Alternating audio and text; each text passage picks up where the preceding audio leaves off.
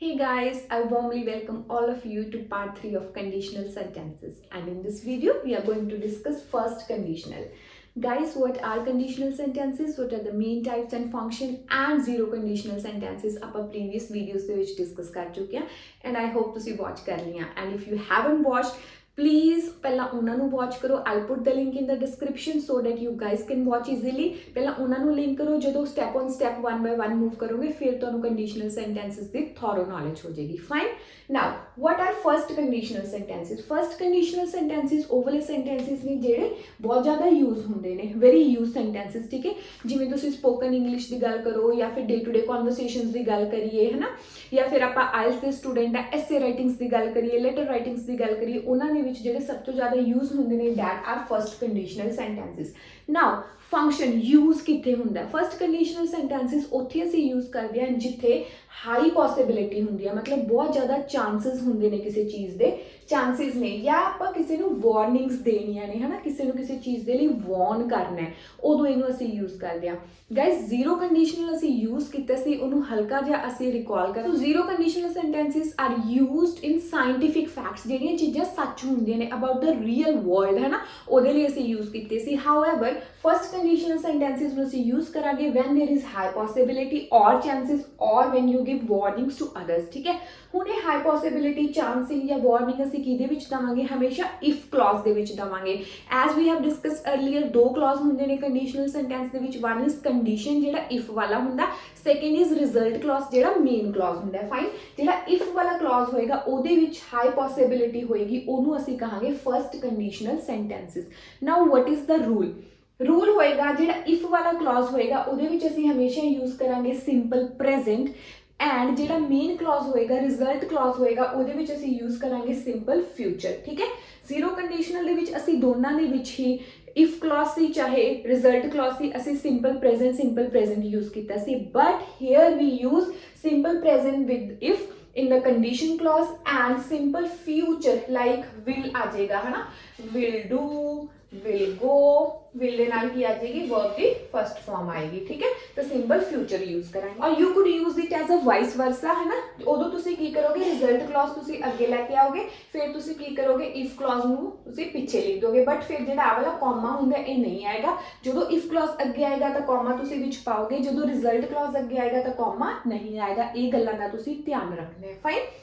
Like if plus simple present condition ਦੇ ਵਿੱਚ use ਹੋਏਗਾ ਐਂਡ ਰਿਜ਼ਲਟ ਦੇ ਵਿੱਚ ਜਾਂ ਮੇਨ ਕਲੌਜ਼ ਦੇ ਵਿੱਚ ਸਿੰਪਲ ਫਿਊਚਰ ਯੂਜ਼ ਹੋਏਗਾ okay let's have a look on one sentence ਦੇਖੋ ਇਫ ਆਈ ਐਮ ਲੇਟ ਹੈ ਨਾ simple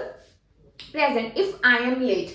I will miss the train ਇਹ ਕੀ ਹੋ ਗਿਆ result if I am late ਇਹ ਕੀ ਮੈਂ ਇੱਕ ਸ਼ਰਤ ਰੱਖਦੀ ਹੈ ਨਾ ਮੈਂ ਕੰਡੀਸ਼ਨ ਦੇਤੀ ਮੈਂ ਇੱਕ ਸਿਚੁਏਸ਼ਨ ਦੱਸੀ ਹੈ ਇਫ ਆਈ ਐਮ ਲੇਟ ਜੇ ਮੈਂ ਲੇਟ ਆ ਜਾਂ ਜੇ ਮੈਂ ਲੇਟ ਹੋ ਜਾਵਾਂਗੀ ਫਿਰ ਕੀ ਹੋਏਗਾ ਹੈ ਨਾ I will miss that train simple future will ਦੇ ਨਾਲ first form simple future I'll miss that train ਤਾਂ ਉਹਦਾ ਰਿਜ਼ਲਟ ਕੀ ਹੋਏਗਾ obvious ਗੱਲ ਹੈ ਮੈਂ ਟ੍ਰੇਨ ਮਿਸ ਕਰ ਦੂੰਗੀ ਜਾਂ ਮੈਂ ਬੱਸ ਮਿਸ ਕਰ ਦਵਾਂਗੀ ਠੀਕ ਹੈ ਹੁਣ ਦੇਖੋ ਇਹਨਾਂ ਦੇ ਪਿੱਛੇ ਗਾ ਗਏਗੀ ਤਾਂ ਆਉਂਦਾ ਹੀ ਹੈ ਚਾਹੇ ਦੋਨਾਂ ਦੇ ਪਿੱਛੇ ਗਾ ਗਏ ਦੀ ਸਾਊਂਡ ਆਏਗੀ ਬਟ ਇਫ ਕਲੌਜ਼ ਦੇ ਵਿੱਚ ਤੁਸੀਂ ਹਮੇਸ਼ਾ ਸਿੰਪਲ ਪ੍ਰੈਜ਼ੈਂਟ ਯੂਜ਼ ਕਰੋਗੇ ਐਂਡ ਤੁਸੀਂ ਰਿਜ਼ਲਟ ਕਲੌਜ਼ ਦੇ ਵਿੱਚ ਸਿੰਪਲ ਫਿਊਚਰ ਯੂਜ਼ ਕਰੋਗੇ now have a look on more sentences so that ਤੁਹਾਨੂੰ ਇਹ ਟੌਪਿਕ ਥੋਰੋਲੀ ਕਲੀਅਰ ਹੋ ਸਕੇ ਨਾਓ next sentence is if you practice you will speak English है ना if you practice if वाले clause ਦੇ ਵਿੱਚ ਅਸੀਂ simple present use ਕੀਤਾ ਹੈ result clause main clause ਦੇ ਵਿੱਚ ਅਸੀਂ use ਕੀਤਾ ਹੈ simple future fine if you practice you will speak English or you will speak English if you practice guys मैं ਤੁਹਾਨੂੰ ਪਹਿਲਾਂ ਵੀ ਸਮਝਾਇਆ ਹੈ ਜਦੋਂ if clause ਅੱਗੇ ਆਏਗਾ ਤਾਂ comma ਆਏਗਾ ਫਿਰ result clause ਆਏਗਾ ਬਟ ਅਗਰ ਤੁਸੀਂ result clause ਨੂੰ ਅੱਗੇ ਲਿਖ ਰਹੇ ਹੋ like you will speak English result ਅਸੀਂ ਅੱਗੇ ਲਿਖਤਾ ਪਿੱਛੇ ਅਸੀਂ ਕੰਡੀਸ਼ਨ ਰੱਖਤੀ if ਵਾਲਾ clause ਫਿਰ ਇੱਥੇ comma ਨਹੀਂ ਆਏਗਾ ਇਹ ਚੀਜ਼ਾਂ ਦਾ ਧਿਆਨ ਰੱਖਣਾ ਹੈ now other important thing here to note is ਹੁਣ ਦੇਖੋ ਇਹਦੀ ਅਗਰ ਆਪਾਂ ਸੈਂਸ ਕੱਢੀਏ if you practice ਅਗਰ ਤੁਸੀਂ ਪ੍ਰੈਕਟਿਸ ਕਰੋਗੇ you will speak English ਹੈ ਨਾ ਤੁਸੀਂ ਇੰਗਲਿਸ਼ ਬੋਲ ਪਾਓਗੇ ਜਾਂ ਤੁਸੀਂ ਇੰਗਲਿਸ਼ ਬੋਲ ਸਕਦੇ ਹੋ ਦੀ ਸੈਂਸ ਵੀ ਆ ਰਹੀ ਹੈ ਪਿੱਛੇ ਤਾਂ will ਦੀ ਜਗ੍ਹਾ ਅਸੀਂ ਕੀ ਯੂਜ਼ ਕਰ ਸਕਦੇ ਹਾਂ can ਵੀ ਯੂਜ਼ ਕਰ ਸਕਦੇ ਹਾਂ so models ਵੀ ਇਹਦੇ ਵਿੱਚ ਤੁਸੀਂ ਯੂਜ਼ ਕਰ ਸਕਦੇ ਹੋ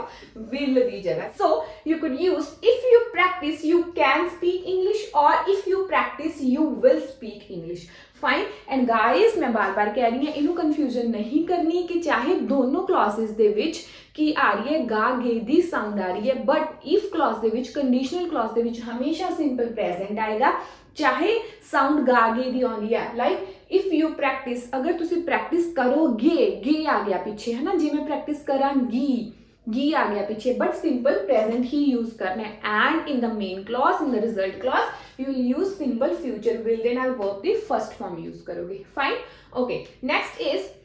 if you don't finish your food, जे तुसी अपना फूड अपना खाना फिनिश नहीं करोगे, I not talk to you, मैं तुहाडे नाल गल नहीं करूंगी, ठीक है। लाइक मदर्स जिवें कहंदियां ने अपने बच्चों नूं, है ना, if you don't finish your food, simple present, I'll not talk to you, not I will, then I'll verb the first form की हो गया simple future हो गया, okay। या फिर I'll not talk to you if you don't finish your food, फिर comma नहीं आएगा। Now other important thing here to note is ਅਸੀਂ ਇੱਥੇ unless ਵੀ use ਕਰ ਸਕਦੇ ਹਾਂ। unless ਦਾ meaning ਕੀ ਹੋਏਗਾ, if plus not, है ना। ਹੁਣ देखो if ਦੇ ਨਾਲ don't ਲਿਖਿਆ ਹੋਇਆ, if ਦੇ ਨਾਲ don't ਜਦੋਂ ਆ ਗਿਆ, if ਦੇ ਨਾਲ not ਜਦੋਂ ਆ ਗਿਆ, ਉਹਦਾ meaning ਹੋਏਗਾ unless। unless you finish your food, meaning same है, ਜਦੋਂ तक ਤੁਸੀਂ अपना खाना finish नहीं करोगे, अगर ਤੁਸੀਂ अपना खाना finish नहीं करोगे, I'll not talk to you, मैं ਤੁਹਾਡੇ ਨਾਲ ਗੱਲ नहीं करूंगी, ठीक है। so unless भी use कर सकते हो if ਤੇ don't ਦੀ जगह। like if you don't practice, अगर ਤੁਸੀਂ practice नहीं करोगे, ਇਹ वाला sentence ਜਿਹੜਾ ਸੀ ਕੀਤਾ ਸੀ, you can't speak English, ਤੁਸੀਂ English नहीं बोल पाओगे, or you will not speak English, है ना, इस तरह से use कर सकते हैं। so if ਤੇ don't ਦੀ ਜਗ੍ਹਾ ਅਸੀਂ ਕੀ use ਕਰ ਦਾਂਗੇ, unless you practice, अगर ਤੁਸੀਂ practice नहीं करोगे,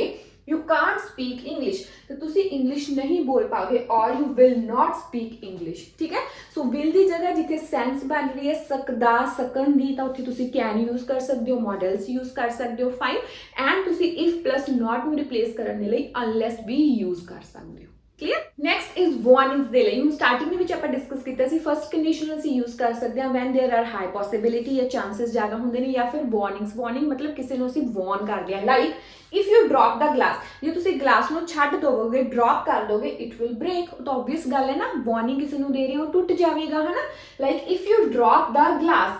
simple present ਕਿਹਦੇ ਨਾਲ, if ਦੇ ਨਾਲ, it will break, result clause ਦੇ ਵਿੱਚ ਕੀ use ਕਰ ਰਹੇ ਹਾਂ ਅਸੀਂ, simple future plus verb ਦੀ first form, ਇਹਦੇ ਵਿੱਚ ਅਸੀਂ use ਕੀਤਾ simple future। guys ਇਹਦਾ ਤੁਸੀਂ ਬਹੁਤ ਧਿਆਨ ਰੱਖਣਾ ਹੈ, fine, okay। next is if you don't drop the gun, yes police inspector ਹੈ ਕੋਈ, ਹੈ ਨਾ, ਉਹ ਕਿਸੇ thief ਨੂੰ ਕਹਿ ਰਿਹਾ if you don't drop the gun, ਅਗਰ ਤੂੰ gun ਨੂੰ drop ਨਹੀਂ ਕੀਤਾ, ਨਹੀਂ ਕਰੇਗਾ, I'll shoot, ਮੈਂ ਤੈਨੂੰ shoot ਕਰ ਦਵਾਂਗਾ, ਹੈ ਨਾ। first simple present if ਦੇ ਨਾਲ, ਇੱਥੇ ਕੀ ਹੈ simple future in the result or main clause। now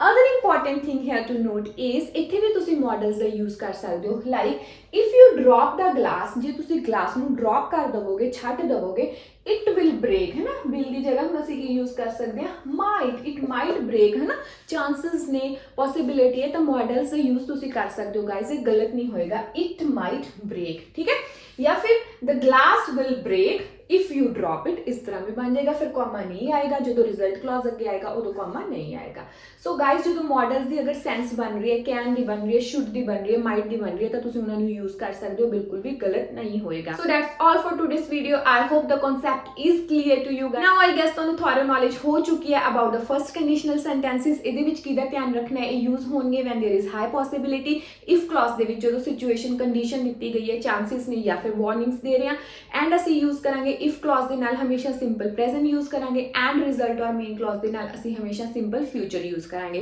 apart from it if and ਨਾਟ ਨੂੰ ਅਗਰ ਰਿਪਲੇਸ ਕਰਨਾ ਹੋਵੇ ਤੁਸੀਂ ਅਨਲੈਸ ਦਾ ਯੂਜ਼ ਕਰ ਸਕਦੇ ਹੋ, ਤੁਸੀਂ ਇਹਨਾਂ ਨੂੰ ਵਾਈਸ ਵਰਸਾ ਵੀ ਯੂਜ਼ ਕਰ ਸਕਦੇ ਹੋ। ਲਾਈਕ ਇਫ ਕਲੌਜ਼ ਪਹਿਲਾਂ ਯੂਜ਼ ਕਰ ਰਿਹਾ, ਰਿਜ਼ਲਟ ਐਂਡ ਦੇ ਵਿੱਚ ਆ ਗਿਆ, ਫਿਰ ਵਿੱਚ ਕੌਮਾ ਆਏਗਾ। ਅਗਰ ਤੁਸੀਂ ਰਿਜ਼ਲਟ ਕਲੌਜ਼ ਪਹਿਲਾਂ ਯੂਜ਼ ਕਰ ਰਹੇ ਹੋ, ਇਫ ਕਲੌਜ਼ ਬਾਅਦ 'ਚ ਯੂਜ਼ ਕਰ ਰਹੇ ਹੋ ਤਾਂ ਕੌਮਾ ਨਹੀਂ ਆਏਗਾ। ਐਂਡ ਲਾਸਟ ਥਿੰਗ ਇਜ਼ ਤੁਸੀਂ ਮॉडल्स ਯੂਜ਼ ਕਰ ਸਕਦੇ ਹੋ ਜਿੱਥੇ ਸੈਂਸ ਬਣ ਰਹੀ ਹੈ, ਲਾਈਕ ਤੁਸੀਂ ਵਿਲ ਨੂੰ ਰਿਪਲੇਸ ਕਰ ਸਕਦੇ ਹੋ ਵਿਦ ਕੈਨ, ਮਾਈਟ ਔਰ should. So I hope it is clear, and if you have any doubts feel free to contact me. Thank you so much, bye bye, take care.